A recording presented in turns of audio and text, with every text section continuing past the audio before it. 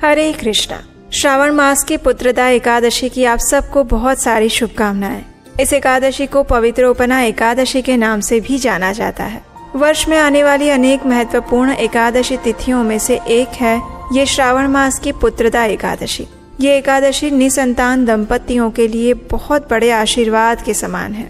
तो चलिए इसी श्रावण मास के शुक्ल पक्ष में आने वाली पुत्रदा एकादशी के अवसर पर हम इससे जुड़ी हुई एक पौराणिक कथा का श्रवण करते हैं।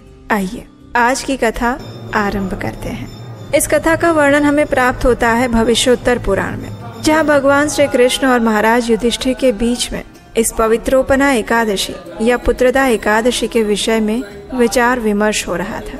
एक समय महाराज युधिष्ठिर ने भगवान श्री कृष्ण से पूछा, हे मधुसूदन, श्रावण मास के शुक्ल पक्ष में आने वाली एकादशी का नाम क्या है? तब भगवान श्री कृष्ण उत्तर देते हैं, हे राजन, इस पवित्र एकादशी का नाम है पुत्रदा एकादशी। इस एकादशी को पवित्रोपना एकादशी के नाम से भी जानते हैं। अब आप ध्यान पूर्वक इस पाप फलों का नाश करने वाली इस एकादशी के विषय में मुझसे सुनिए। इस विषय में एक सुंदर पौराणिक कथा आती है। द्वापर युग के प्रारंभ में माहिजीत नामक एक राजा थे, जो माहिष्मति राज्य के शासक थे। राजा का कोई पुत्र या कोई संतान नहीं थी, इसलिए वे अपने कार्य संचालन में सदैव अप्रसन्न रहा करते थे। भगवत कृपा से उनके पास हर प्रकार का सुख, समृद्धि और ऐश्वर्य प्राप्त था। बस कमी थी तो संतान की।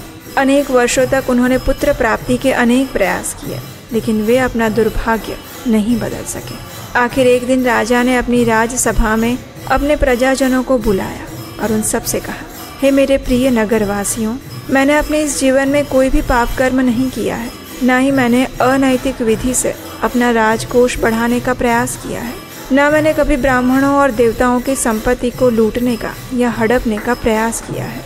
मैंने सदैव उचित विधि पूर्वक इस संपूर्ण जगत का शासन किया है और आप सभी को अपनी संतान की तरह ही पाला है।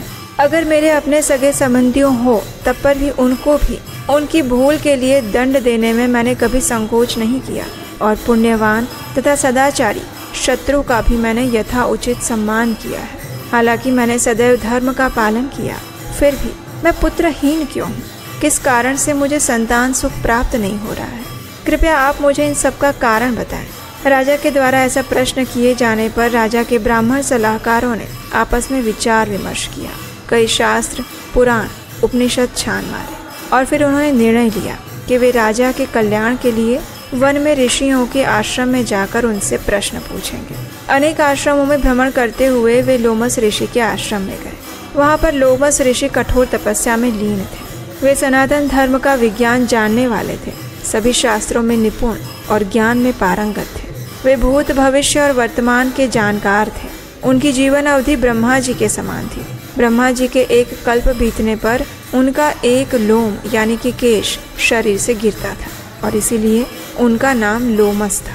लोमस ऋषि को देखकर सभी ब्राह्मणों ने उन्हें प्रणाम किया और उनसे कहा, हे ब्रह्मदेव, आप जैसे महात्मा के दर्शन हमारे लिए सौभाग्य का विषय है।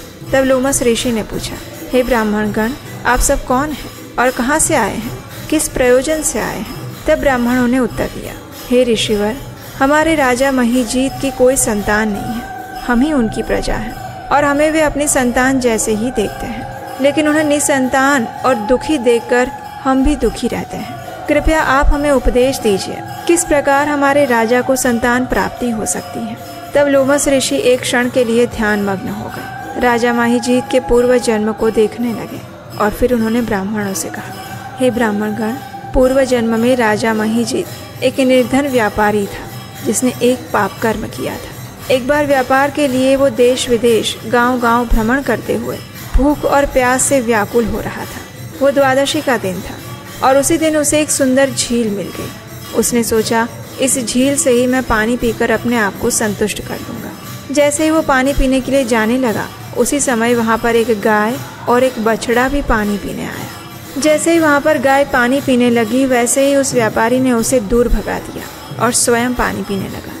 एक प्यासी गाय को पानी पीने में बाधा देने के कारण उस व्यापारी ने पाप कर्म किया और इसी कारण से अनेक पुण्यों के प्रभाव होने के बाद भी वो व्यापारी राजा तो बन गया, लेकिन उसे कोई संतान प्राप्त नहीं हो पाई। लोमस ऋषि के ऐसे वचन सुनकर ब्राह्मणों ने पूछा, हे भगवान, पुराणों में कहा गया है कि पुण्य कर्म से पाप का निराकरण किया जा सकता है। इसलिए आप हमें बताइए कि किस प्रकार राजा के पाप नष्ट हो सकते हैं ताकि उन्हें एक योग्य और उत्तम पुत्र की प्राप्ति हो सके।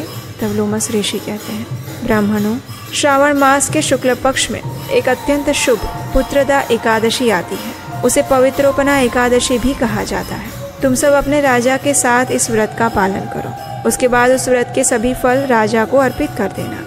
अगर तुम मेरे उपदेशों का पालन करते हो तो तुम्हारे राजा को अवश्य पुत्र प्राप्त होगा। लोमस ऋषि के ऐसे वचन सुनकर ब्राह्मण गण अत्यंत प्रसन्न हो गए। वे संतुष्ट हुए और फिर वे ऋषि को प्रणाम करके अपने राज्य में वापस लौट आए। वापस आकर उन्होंने राजा माहिजीत को लोमस ऋषि के संपूर्ण वचन कह सुनाए और ये सुनकर राजा अत्यंत प्रसन्न हो गया। उचित समय आने पर ब्राह्मणों ने राजा माहिजीत के साथ पवित्रोपना एकादशी व्रत का पालन किया। संपूर्ण दिन उपवास का पालन करते हुए भगवत कृपा से भगवान के पवित्र नाम का जप, कथा और कीर्तन करने में व्यतीत किया। रात्रि में जागरण किया और अगले दिन द्वादशी पर उन्होंने ऋषि के निर्देश अनुसार समस्त पुण्यफल राजा को अर्पित कर दिए। इस पुण्यफल के प्रभाव से राजा की रानी गर्भवती हुई और कुछ समय बाद उसने एक अत्यंत सुंदर और तेजस्वी पुत्र को जन्म दिया। इस कथा का समापन करते हुए भगवान श्री कृष्ण कहते हैं, हे राजन, जो भी इस पवित्र एकादशी का व्रत करता है वो पापों से मुक्त होकर इस जीवन और अगले जीवन में सुखी हो जाता है। इस एकादशी का महात्म्य सुनने वाले व्यक्ति को भी संतान सुख प्राप्त होता है और अगले जन्म में भगवत धाम की प्राप्ति होती है। इतना पुण्यशाली है ये पुत्रदा एकादशी का व्रत और इसीलिए जो निसंतान दंपति हैं, संतान इच्छुक दंपति हैं, उनके लिए ये पुत्रदा एकादशी अत्यंत महत्वपूर्ण है। इस दिन का श्रद्धा और निष्ठा से पालन करने पर परम भगवान श्री हरि की विशेष कृपा अवश्य प्राप्त होती है। और हाँ, अगर आप हमारे इस वैदिक ज्ञान के प्रचार कार्य की सराहना करते हैं और इस कार्य में अपना योगदान देना चाहते हैं तो स्क्रीन पर नंबर दिया गया है, वहाँ आप हमें आर्थिक रूप से अपनी सहायता भेजकर भी हमारा उत्साह बढ़ा सकते हैं। चलिए अब बात करते हैं एक गुड न्यूज की। आखिर 3 साल बाद फिर एक बार हम आपके लिए वही विशेष आत्मसात कोर्स लेकर आ रहे हैं। हमारी लाइफ की प्रैक्टिकल प्रॉब्लम्स का रियलिस्टिक सॉल्यूशंस भगवत गीता से कैसे मिल सकता है, यही चीज हम सीखेंगे 18 सत्रीय इस आत्मसात कोर्स के अंदर। ये कोर्स सिर्फ महिलाओं के लिए है। Women can register themselves. उसका लिंक नीचे डिस्क्रिप्शन बॉक्स में दिया गया है और हम आपको विश्वास दिलाते हैं कि इस कोर्स को करने के बाद आपको भगवत गीता से जुड़ी हुई ऐसी शिक्षाएं और ऐसी इंसाइट्स मिलेंगी जिसके बारे में ना आपने कभी सुना होगा और ना सोचा होगा। महिलाओं के लिए ये कोर्स बहुत ज्यादा यूनिक, प्रैक्टिकल और बेनिफिशियल होने वाला है। तो जल्दी से अपने आप को और अपने फ्रेंड्स को इस कोर्स के लिए रजिस्टर करने के लिए प्रेरित करें। तो चलिए इसी अवसर पर हम एक और सुंदर पौराणिक कथा का श्रवण करते हैं। नागानां च यथा शेषः पक्षिणां गरुडो यथा देवानां च यथा विष्णुर्वर्णानां ब्राह्मणो यथा वृक्षाणां च यथा अश्वत्थः पत्राणां तुलसी यथा व्रतानां च तथा गोप्यो वरा च एकादशी तिथिः। इस कथा का वर्णन आता है गरुड़ पुराण में। हम सब जानते हैं कि पक्षीराज गरुड़ भगवान श्री हरि के वाहन हैं। लेकिन क्या आप जानते हैं उन्हें इस महान सेवा और पद की प्राप्ति कैसे हुई? नहीं ना?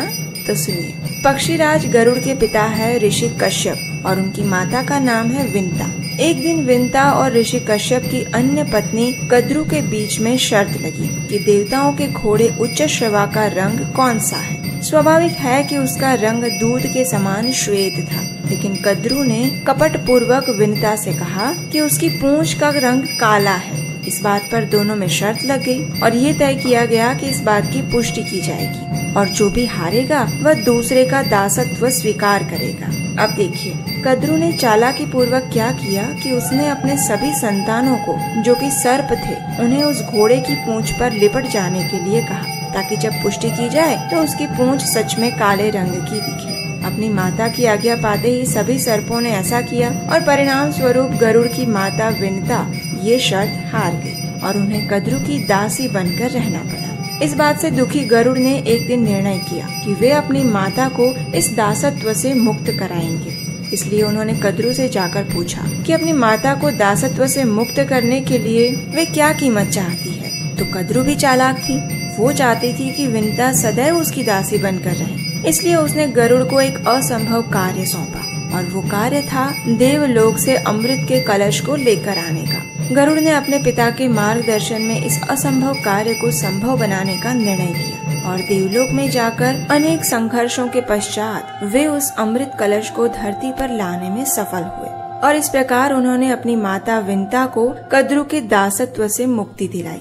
जब भगवान श्री विष्णु ने गरुड़ के इस महान पराक्रम, असाधारण बुद्धि, चातुर्य और विनम्रता को देखा तो उन्होंने उसे अपने वाहन बनने का प्रस्ताव रखा। गरुड़ के लिए तो ये अत्यंत सौभाग्य की बात थी और उन्होंने बड़ी ही प्रसन्नता पूर्वक इस सेवा का स्वीकार किया।